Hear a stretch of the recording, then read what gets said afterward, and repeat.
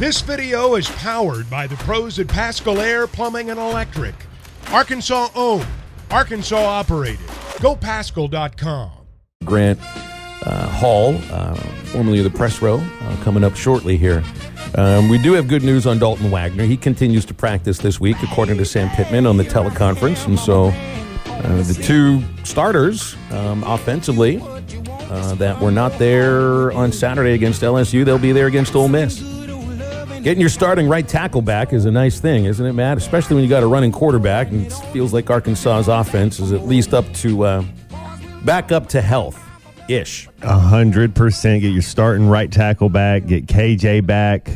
Hopefully he's practicing. I mean, I don't know. I just want him to practice once this week. You know, if he can practice once and get that offensive line back to going and get to running, because I know it's going to be a cold game, but Lane Kiffin can put up 30 on anybody. So I know our defense is playing good, and I expect our defense to play well. I really do. The way that you see our defense play, I expect them to play well, but we know Lane Kiffin can put up points, and so it'd be good to get KJ back and that right tackle back and get that offense going again. You know, for all the talk about Matt Corral and that offense last year and everything, they're scoring 3 more points a game this year than they were last year. Yeah, we'll see. Got Grant Hall with us here. Hi, Grant. How you doing this morning?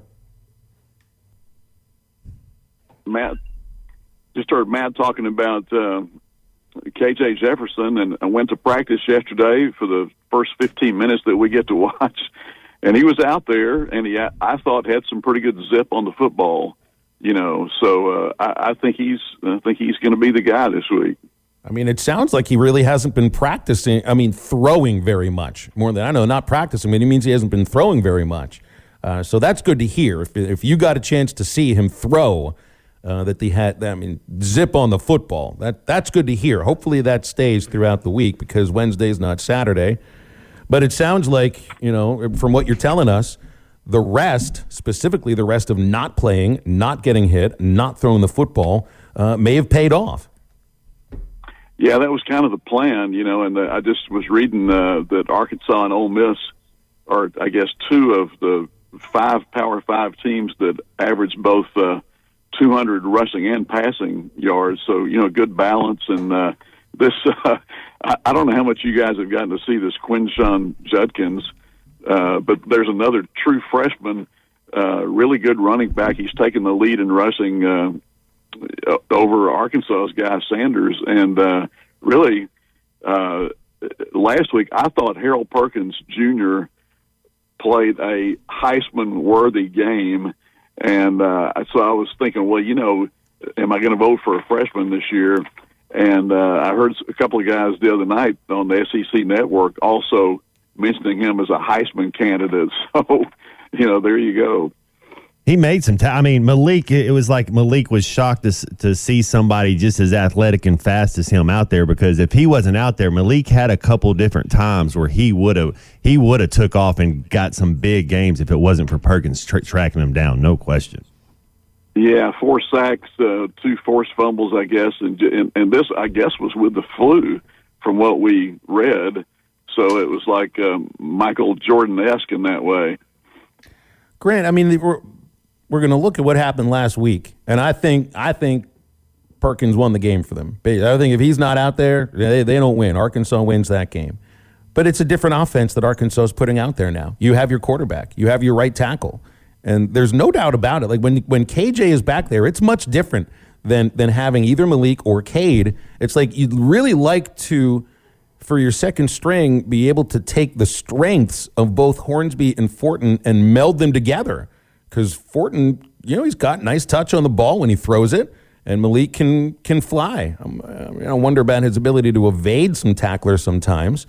But with KJ, it's like Sam Pittman said, now they're going to have to respect his ability to throw the football and keep it out of harm's way. That should open up more running room. Yeah, and I read that he's, I guess, Arkansas is 14-7 with KJ as a starting quarterback, 0-2 during that period when he's not. And the offensive line came in for some criticism last week, but I really think more they were just kind of outnumbered. Matt, don't you? I mean, they knew. I mean, they knew the situation. They were loading the box. Yeah, that's right. And so make it more of a fair fight this week. Looking for another really competitive game. And a lot of times if the team's 5-5 this late in the season, you might not see the same fire and so forth. But just judging by the way the defense played last week, I thought that was really impressive. It's too bad that could not have been rewarded with a win for the team. Yeah, if you would have told me we'd have held LSU to 13, I thought we'd have found a way to get it done. Ole Miss Lane Kiffin can put up 30 against anybody. I still expect our defense to play good. What scares you the most about this Ole Miss offense? Well, Judkins is going to be, because he's a true freshman, maybe people haven't seen him as much, but he's really good.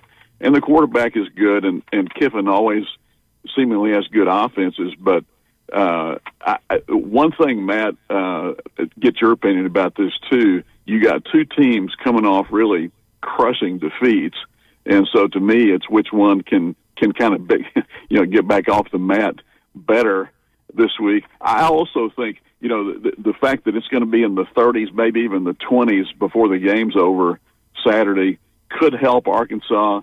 Sam is hitting this angle, talking about the freeze out. I remember when Texas A&M used to, if they would come to town and the temperature's in the 30s, a lot of times they just quit playing. And I don't know how Ole Miss is going to react to that, but that could help Arkansas too. Does losing the receiver hurt? Where was he in the rotation? Who are we looking for to step up, especially if KJ's in there? And KJ likes to spread the ball around. If he's in there, you notice the last few games he was getting 7, 8, 9 different people involved. Is that a loss for us? Yeah, I don't think so. Phil mentioned he wasn't targeted last week. You've got Landers and Hazelwood, and he was, what, did you say, 6th, I think, in number of catches or something like that? Yeah, he had 12. This year. Yes, sir. So, no, I think the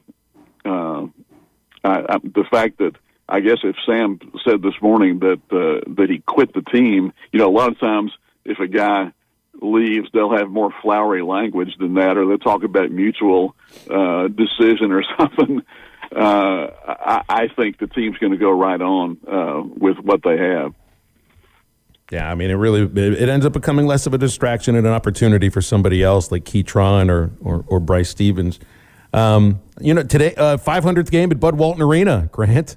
And this is the 30th year, right? 29 years at Walton Arena, and the place holds up so well. I know there was talk, at Hunter Yurachek maybe bring up an idea of doing some renovations a year and a half ago, and I don't know if that went anywhere, but 500 games at the Basketball Palace of Mid-America, and she's still just a fabulous place to watch a game and play it and experience it. And man, the place holds up. Did you know in '90 when it opened up that you'd have 500 games in this building?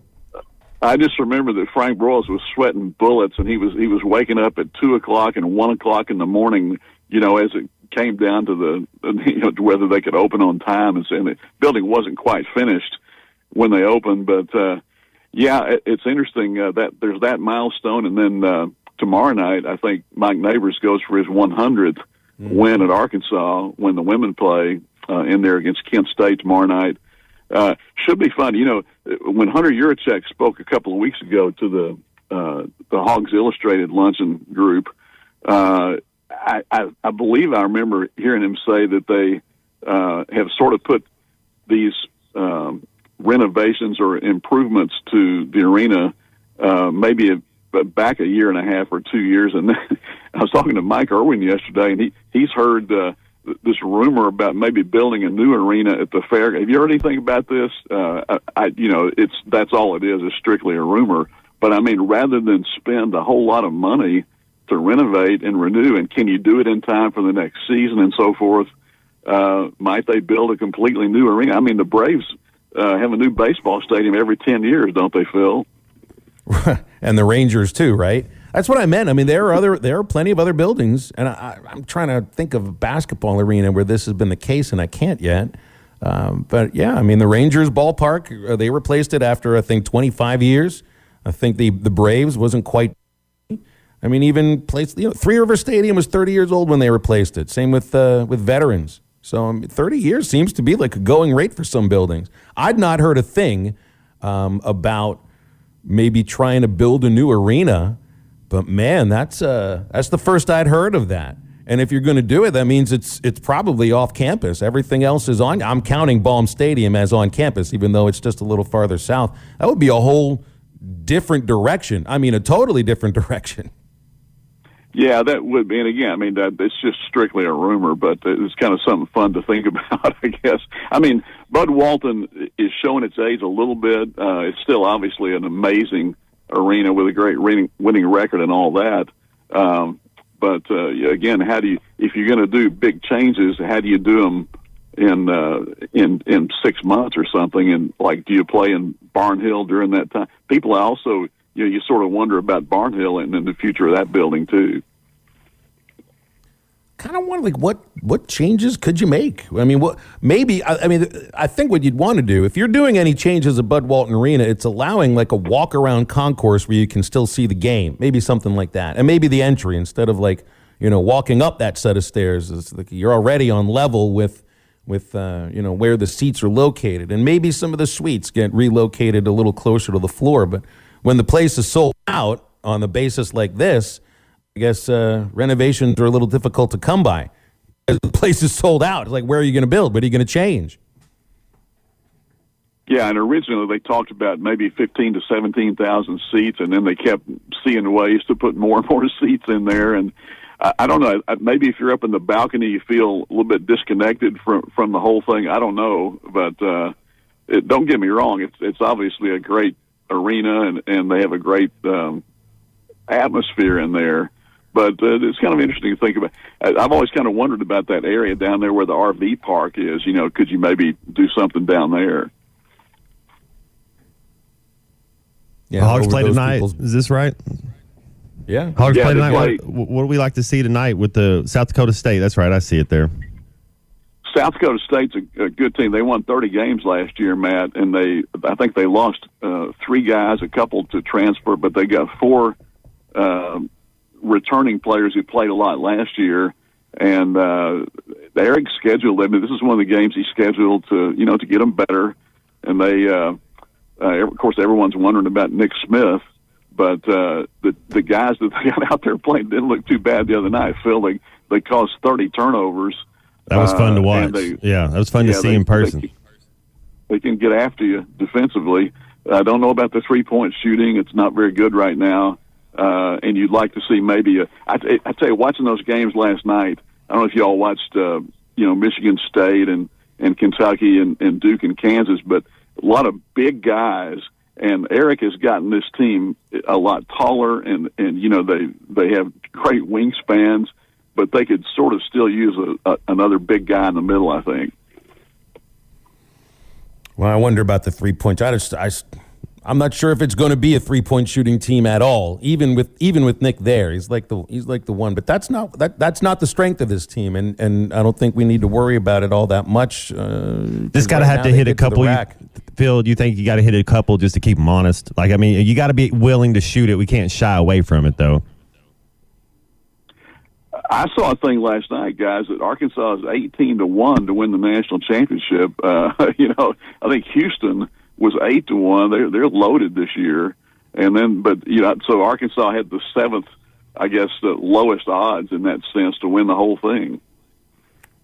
That's interesting. That is interesting. Well, probably the odds are a little higher once Nick Smith gets on the team and starts, getting and they started, basically running the team around what they were planning on running the team around once the season starts. It's like with Shibwe, you heard Calipari and Izzo talk about it yesterday. It's like, this was somebody that was gone for the first couple of games, and it takes a little bit of time to reintegrate your star when you haven't been practicing with him. So it's certainly one thing to focus on. We got to get him on the floor first, and we don't know when that's going to happen. Yeah. And that game changed when he fouled out. He went for 22 and 18 last night, and then they outscored quite a bit after he fouled out. So you saw his importance. Football is back, and BetOnline remains your number one source for all your football betting needs this season. You'll find the latest odds, matchup info, player news, and game trends. And as your continued source for all sports wagering info, BetOnline features live betting, free contests, live scores, and giveaways all season long. Always the fastest and easiest way to bet on all your favorite sports and events like MLB, MMA, tennis, boxing, and even golf. Head to betonline.ag to join and receive your 100% welcome bonus with your first deposit. Make sure to use the promo code BELIEVE to receive your rewards. That's BLEAV. Bet online, where the game starts.